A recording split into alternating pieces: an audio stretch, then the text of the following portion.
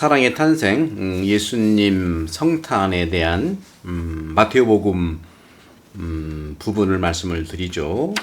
이렇게 마테오복음은 하느님 백성이 이 아기를 인정하지 않고 오히려 박해하려고 할 때 앞으로 오게 될 이 아기의 삶에 대한 미래를 유다적인 관점에서 미리 보여주고 있습니다.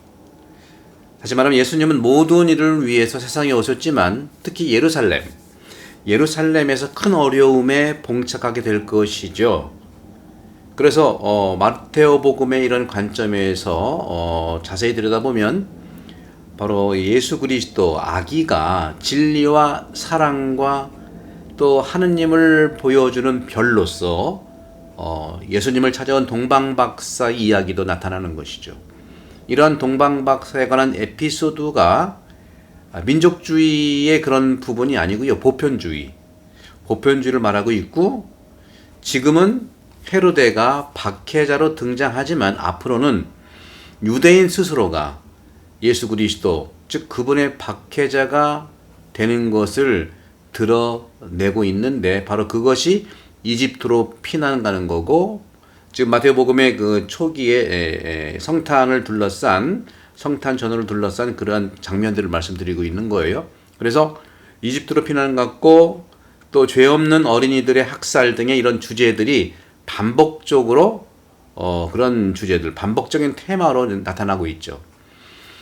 다시 말하면 하느님의 백성이 바로 죄인인데 하느님의 언약에 이런 믿음이 없고 역사 속에서 행동하시는, 움직이시는 하느님을 알아보지 못한 백성이라는 것입니다. 이로써 하느님의 진정한 백성은 아브라함의 피를 계승한 민족만이 하느님의 백성일 수 없다는 것을 마태복음은 보여주고 있는 거예요. 물론 구약을 전제로 해서 구약의 구원의 성취가 예수 그리스도를 통해 드러나고 있지만, 구약과 연결된 성취지만 구약에 머물러서만큼은 되지 않고 바로 유다인들이 예수님을 박해하고 죽이는 그러한 반대자로 등장한다는 것을 지금 시초부터 보이고 있는 것이죠. 그래서 이것은 반전입니다. 반전이고 역전의 사건인데 바로 이것이 주님의 탄생 안에 드러나는 것이죠.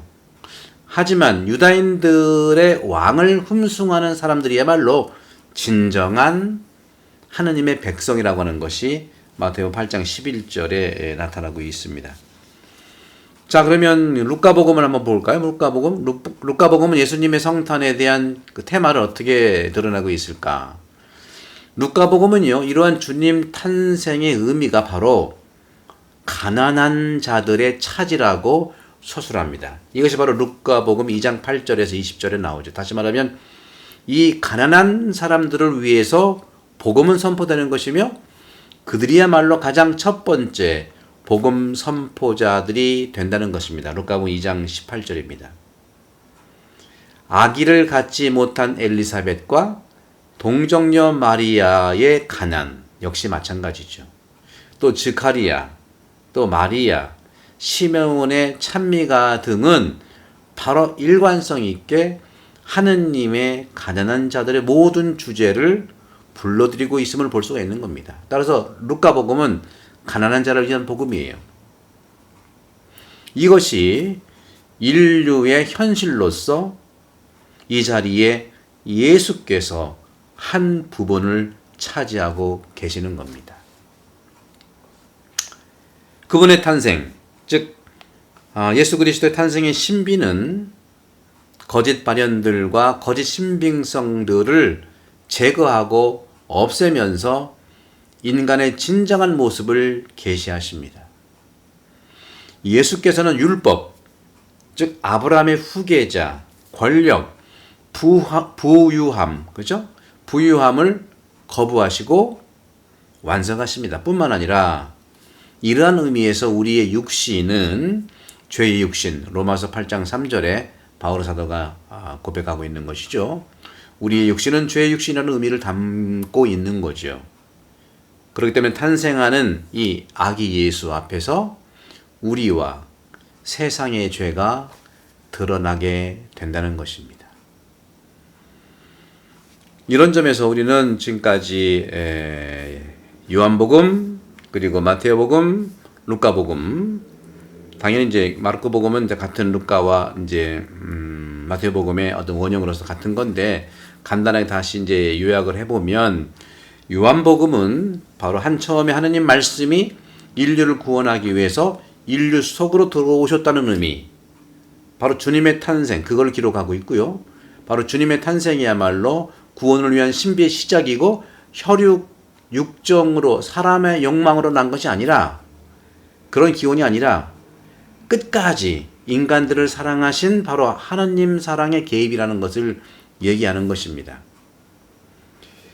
마태복음은 뭘 얘기하느냐? 조금 전에 말씀하신 것처럼 바로 유다적 관점에서 구약 성경을 잘 알고 있는 유다교에서 개종한 그리스도인들의 공동체를 향해서 통해서 말씀드리는 건데, 모든 하느님 백성이 이 아기를 오히려 인정하지 않고 박해하려고 할 때 이 아기 예수의 삶의 미래를 유다적 관점에서 오는 그런 부분을 그려주고 있는 것이죠.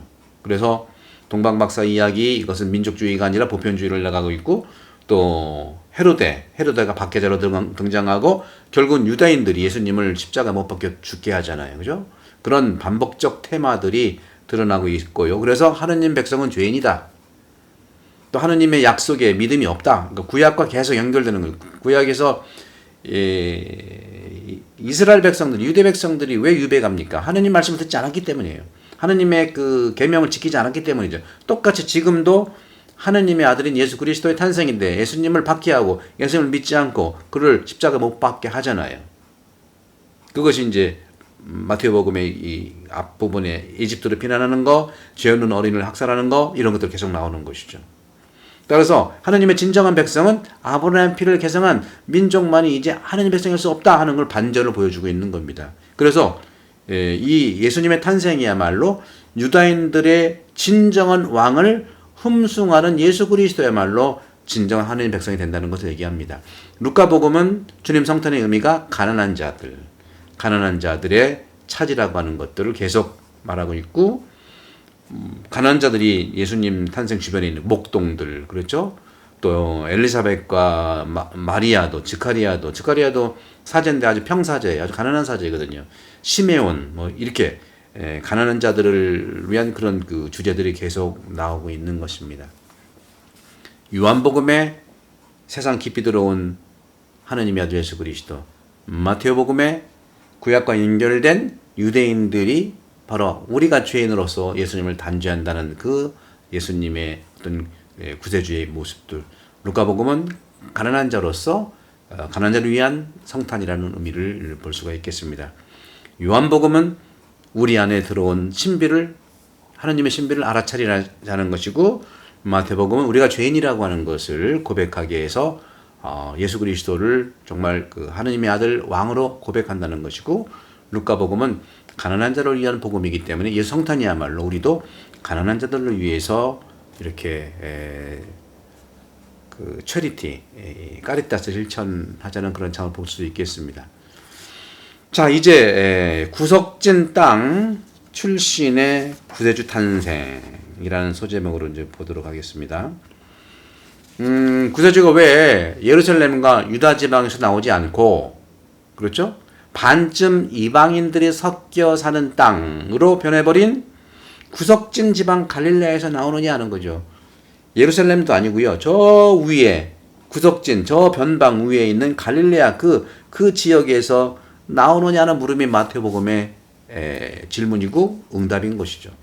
마태오는 그런 점에서 바리사이와 율법학자들이 부정하는 그러한 구세주 예수의 파견을 이사야 예언서를 인용해서 예수가 참으로 구세주라고 하는 것을 반증하죠. 이사야서 8장 23절에 보게 되면 옛날에는 저불른 땅, 납달리 땅이 천대를 받았지만 앞으로는 요르단강 건너편, 또 마태복음 4장 15절 16절 이민족들의 갈릴레아, 어둠 속에 앉아있는 백성이 큰 빛을 보았다 하고 기록하고 있고, 마태복음은 4장 15절 16절 또 이사야서 9장 1절에서 2절을 보게 되면 암흑의 땅에 사는 이들에게 빛이 비칩니다. 사람들이 당신 앞에서 기뻐합니다. 수확할 때 기뻐하듯 전리품을 나눌 때 즐거워하듯 말임이죠. 이런 부분들을 이제 보시면서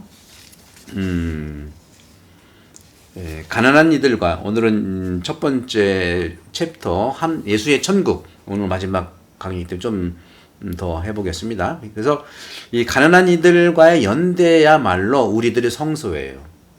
모든 공간복음 예수님께서 그렇게 하신 것처럼 화려한 경제 성장을 일으킨 한국 사회의 반면에 부의 양극화라고 하는 어두운 면을 가지게 되었죠.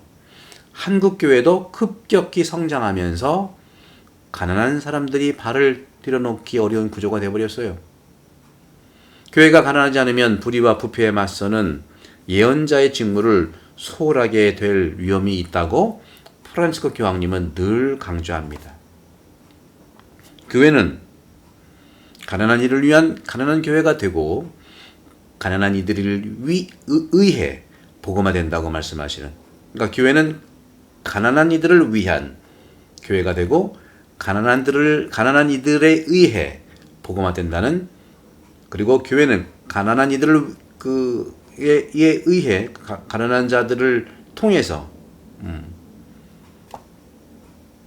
복음화되고 교회다워진다는 말씀은 교황님은 바로 가난한 이들을 돕는 것은 반드시 필요하고 좋은 일이지만 그것으로 충분하지 않고 인간 증진이라는 분야에서 더 많은 노력을 기울이도록 교황님은 격려하고 있는 겁니다.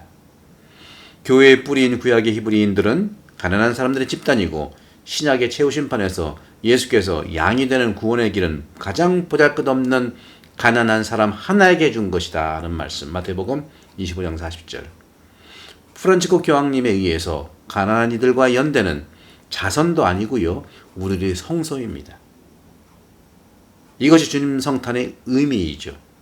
자신의 삶에 빠져 가난한 이들과 가까이 할 수 없다고 말하면 안 된다는 겁니다. 그러므로 가난한 이들의 온전한 진보를 분명히 지향하는 결정과 계획과 구조와 과정을 요구해야 한다고 교황님 말씀하십니다. 교황님께서는 스스로 가난한 교회가 되라. 가난한 곳이 구세주 탄생의 장소고 이 구석진 암흑의 땅에 구세주 탄생의 빛이 빛날 것이다. 루카복음 2장 14절. 지극히 높은 곳에서는 하느님께 영광, 땅에서는 그분 마음에 드는 사람들에게 평화. 성부와 성자와 성령 이름으로 항복합니다. 감사합니다. 다음에는 예수의 천국을 일부 총 이 강의는 그리스도는 100강 이상의 강의는 총 6부로 나눠져 이제 1부가 끝났어요. 1부가 이제 거의 17강으로 됐는데, 그러니까 6부까지니까 그렇죠. 정말 언제 마칠지 모르지만 하나씩 나가도록 하겠습니다. 다음 18강부터는 예수의 사랑에 대해서 이렇게 말씀드리겠습니다. 감사합니다. 많은 구독과 좋아요, 알림 설정 부탁합니다.